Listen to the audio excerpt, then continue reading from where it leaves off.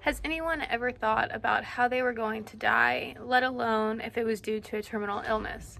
It doesn't sound very pleasant, and the reality of it is that it's not. Well, what if we had the more accessible ways to help those suffering die in peace? Now, there should be more policies set in the United States to give people a safe and direct way to have medically assisted suicide available to everyone that has terminal illnesses. So think about being on your deathbed and being able to make the choice of dying on your own terms when nothing else is helping. So according to the American Medical Association, physician-assisted suicide occurs when a physician facilitates a patient's death by providing the necessary means and/or information to enable the patient to perform the life-ending act. So what if we had more physicians specifically trained and taught in providing information to terminally ill patients to where they would know all of their options and how to go through it all successfully? Also, according to Marie Curie's website designed to help those suffering with terminal illnesses and their families, they define a terminal illness as an illness which cannot be cured and likely leads to somebody's death. Also, most people diagnosed with a terminal illness only have the life expectancy of 6 more months to live after their diagnosis. With these people having such a short life expectancy, there should be a part in a doctor's training to help give them information on how they want to die that could help them take control of their life. Just like there is training on how to inform a patient's family that they have passed.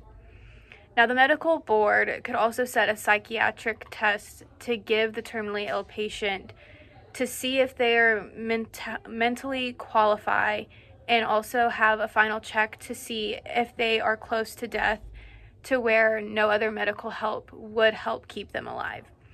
Regulations will have to be met, and medication that the patients receive will have to come with thorough instructions for the patient and the family to know what to expect and how to perform the act of a medically assisted suicide successful.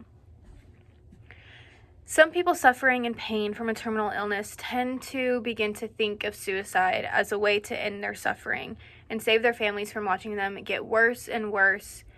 But the sad reality is that suicide is not always successful.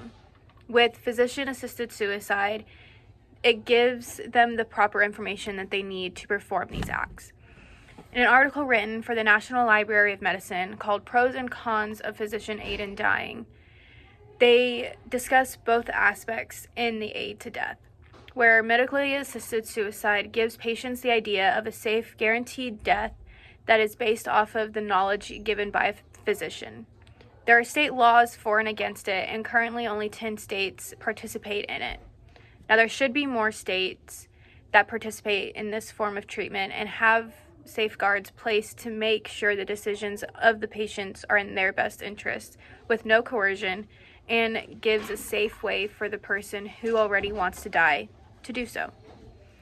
The goal is to give patients suffering from a terminal illness the last say for how they choose to die when every other decision in their life has been made up by their illness. The American Psychological Association released an article called Assisted Dying: The Motivations, Benefits, and Pitfalls of a Hastening Death, where they go into depth about the idea of some patients wanting one last say on how they die. In a part of their life where they feel like their rights and way of living is being controlled by the terminal illness, choosing to die gives them the last chance and sense of control. In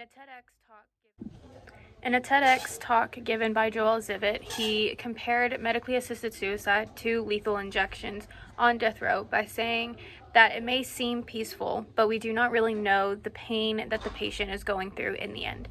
Where I do understand where he comes from and his stance, this is why we should have more research done going into making medically assisted suicide a successful way in dying. If someone wants to have the choice of when they die, that is their right. Not all people want their family to suffer a miserable end of life where nothing will help other than just dying. Having medically assisted suicide be more accessible could bring down the suicide rates on the medically ill as well. There should be and are safety precautions in place to help make sure those wanting to go through with this course of action fit the characteristics of an ideal candidate, both mentally and physically. There are just some patients where their terminal illness is so bad that pain medication will not even give them the slightest bit of relief until they die.